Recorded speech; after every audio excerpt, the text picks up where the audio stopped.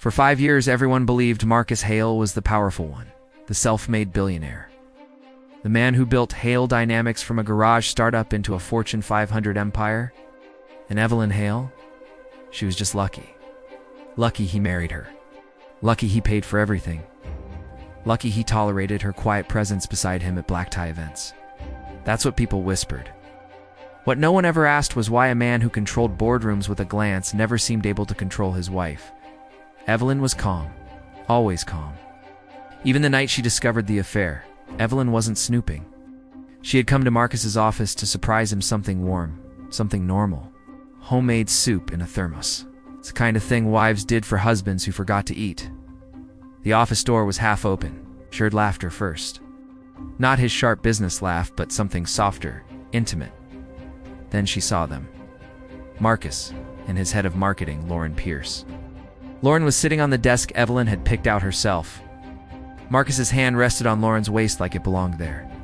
For a long moment, Evelyn didn't move. She didn't cry, didn't gasp, didn't interrupt. She simply turned around and walked away. Marcus never noticed. That was the first thing that broke. When Evelyn finally confronted him, Marcus didn't deny it, didn't beg. He sighed, like a man inconvenienced. "This marriage has been over for a long time," he said coldly. "You and I, we live separate lives." Evelyn nodded slowly. "If you want a divorce," she said, "I won't fight you." That surprised him. He had expected tears, drama, fear.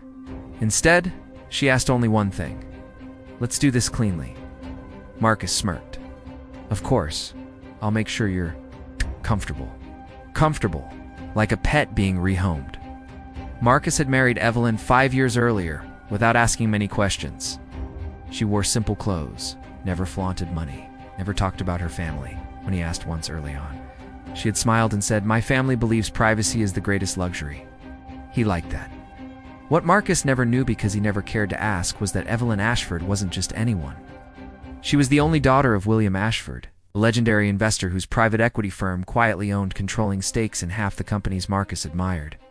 Global money. The kind of wealth that didn't make headlines because Z didn't need to. Evelyn had walked away from it when she married Marcus. No trust fund, no allowances, no safety net. She wanted love, not leverage. That was her mistake. The divorce hearing was scheduled for a quiet Monday morning. Marcus arrived confident, tailored suit sharp as his attitude. Lauren waited for him outside, hand in hand. Evelyn arrived alone. Simple black dress. No jewelry. Hair tied back. She looked exactly like the woman Marcus believed he was discarding. Until the courtroom doors opened, and the room shifted. Behind Evelyn walked 3 attorneys, each more intimidating than the last. Then, an older man entered, silver-haired, dignified, commanding silent respect without saying a word. Marcus frowned. He recognized him. Everyone in business did. William Ashford, the man who could end careers with a phone call. Why was he here? The judge stood immediately. "Mr. Ashford." Marcus's blood ran cold.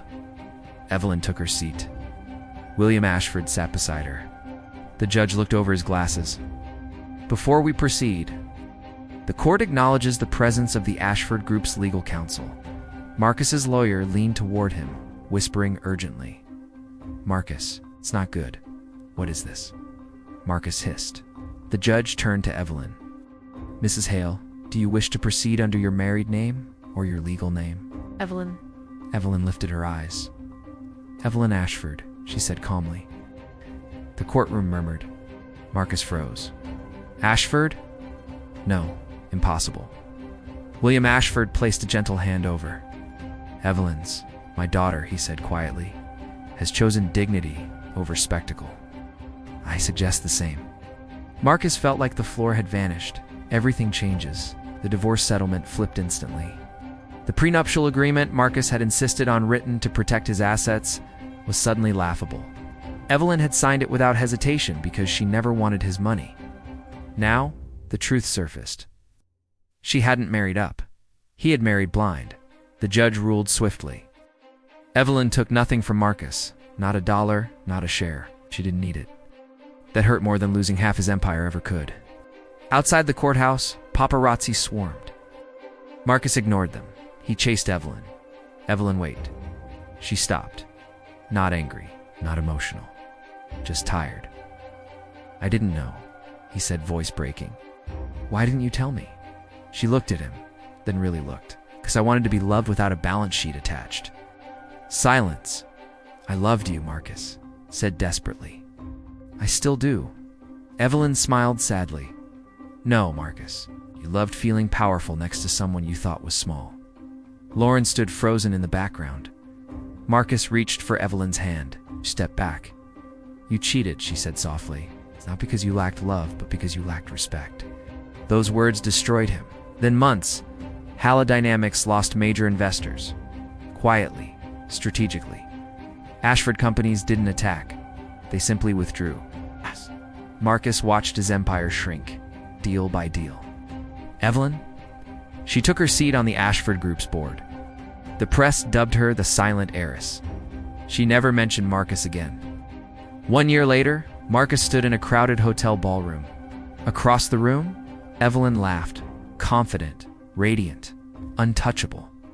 Not because of money, but because she finally knew her worth. Marcus watched from a distance, knowing some losses are permanent and some confessions come far too late.